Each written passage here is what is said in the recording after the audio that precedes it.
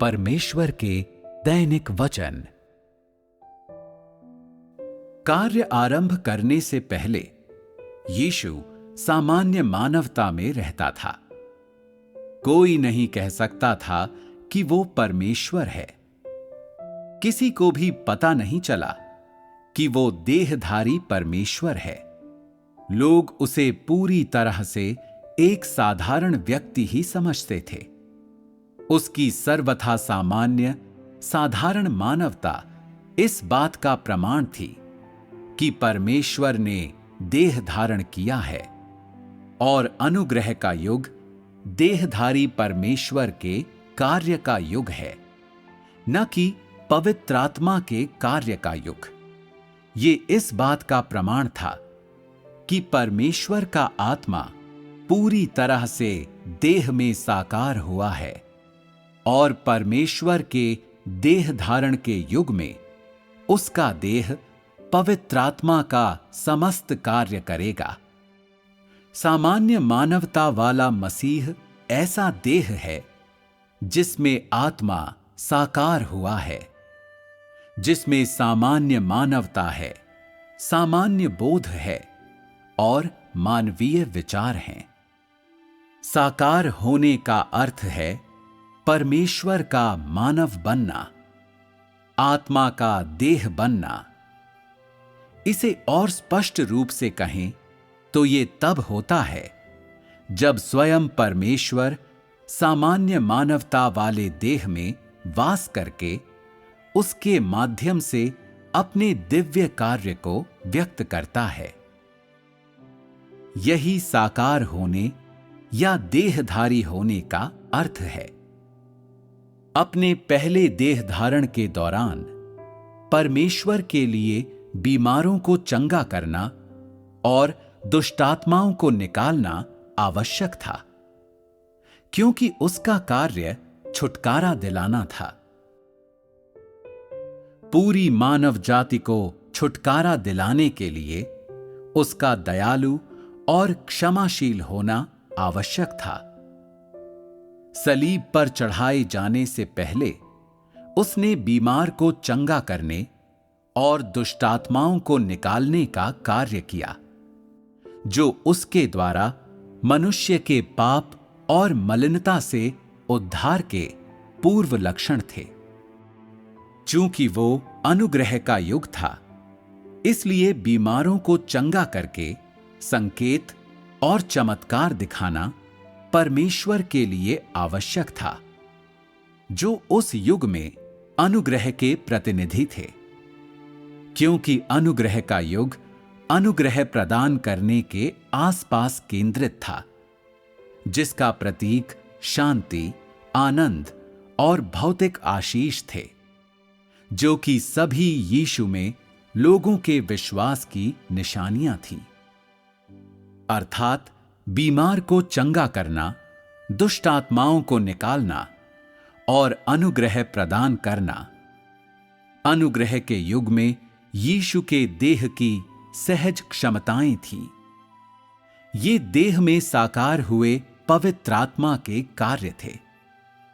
किंतु जब वो ऐसे कार्य कर रहा था, तब वो देह में रह रहा था, देह से परे नहीं गया था।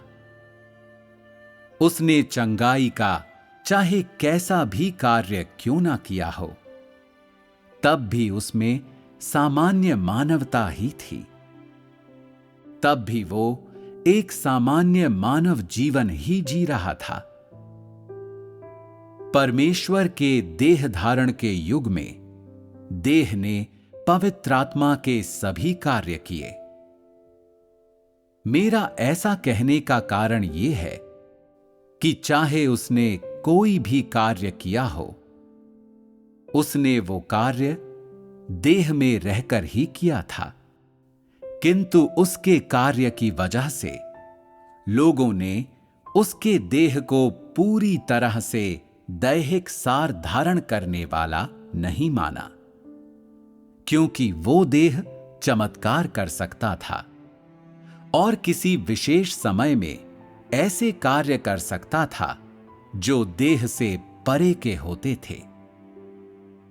बेशक ये सारी घटनाएं उसकी सेवकाई आरंभ करने के बाद हुई, जैसे कि 40 दिनों तक उसकी परीक्षा लिया जाना या पहाड़ पर रूपांतरित होना। तो यीशु के साथ परमेश्वर के देह धारण का अर्थ पूर्ण नहीं हुआ था, बल्कि केवल आंशिक तौर पर पूर्ण हुआ था। अपना कार्य आरंभ करने से पहले उसने देह में जो जीवन जिया वो हर तरह से एकदम सामान्य था। कार्य आरंभ करने के बाद उसने केवल अपने देह के बाहरी आवरण को बनाए रखा, क्योंकि उसका कार्य दिव्यता की अभिव्यक्ति था। इसलिए ये देह के सामान्य कार्यों से बढ़कर था। आखिरकार परमेश्वर का देहधारी देह मांस और रक्त वाले मानव से भिन्न था। बेशक अपने दैनिक जीवन में उसे भोजन, कपड़ों, नींद और आश्रय की आवश्यकता पड़ती थी। उसे सभी आम जरूरत की चीजों की आवश्यकता होती थी। उसमें सामान्य मानवीय बोध था और वो एक आम इंसान की तरह ही सोचता था। उसके अलौकिक कार्य को छोड़कर लोग अभी भी उसे एक सामान्य मनुष्य ही मान रहे थे। वास्तव में प्रत्येक कार्य करते हुए वो एक साधारण और सामान्य मानवता में ही जी रहा था।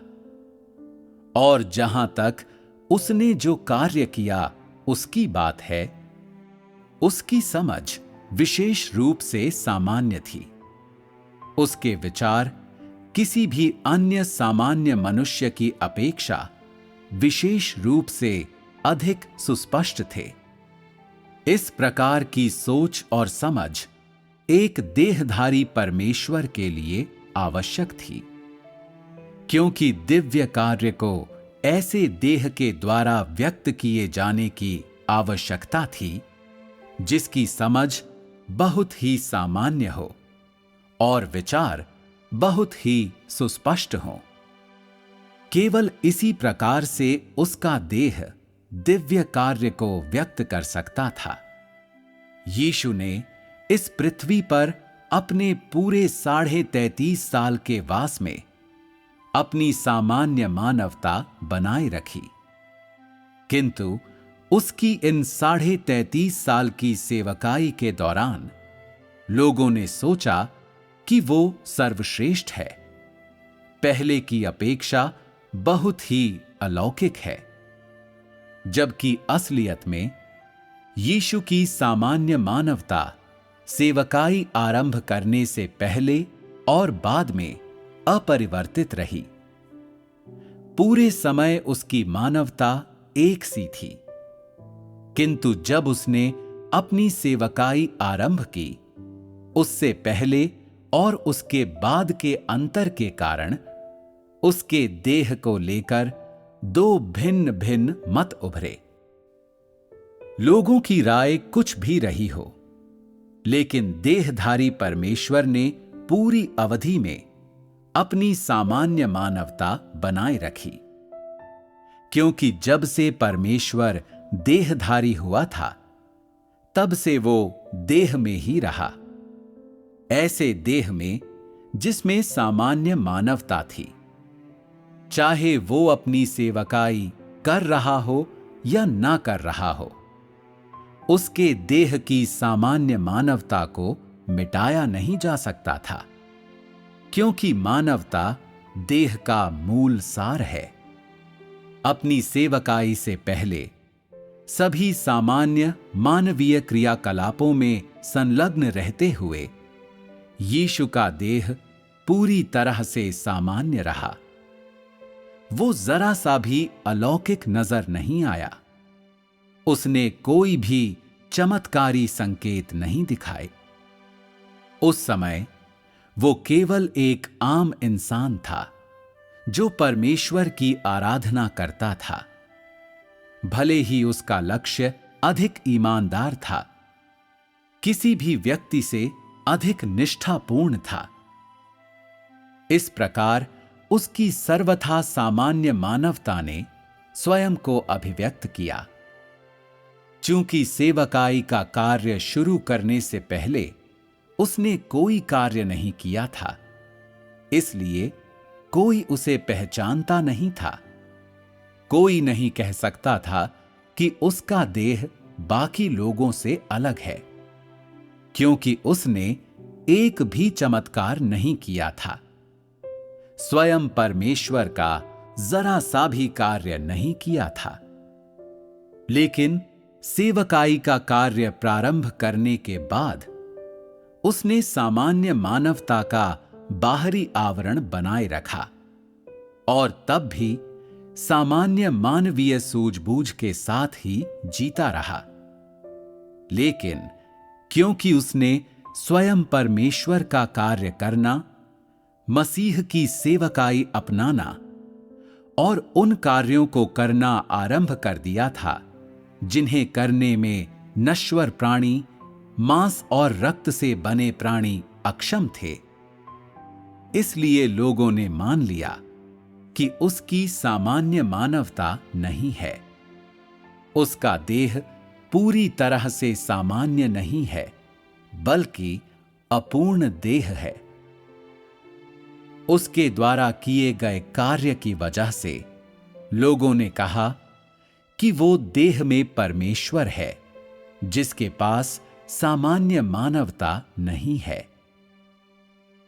ऐसी समझ गलत है, क्योंकि लोगों ने देहधारी परमेश्वर की महत्ता को नहीं समझा। ये गलतफहमी इस तथ्य से पैदा हुई थी कि परमेश्वर द्वारा देह में व्यक्त कार्य दिव्य कार्य है, जो ऐसे देह में व्यक्त किया जाता है जिसकी एक सामान्य मानवता है। परमेश्वर देह के आवरण में था, उसका वास देह में था। परमेश्वर की मानवता में उसके कार्य ने उसकी मानवता की सामान्यता को धुंधला कर दिया था। इसी कारण से लोगों ने विश्वास कर लिया कि परमेश्वर में मानवता नहीं है, केवल दिव्यता है।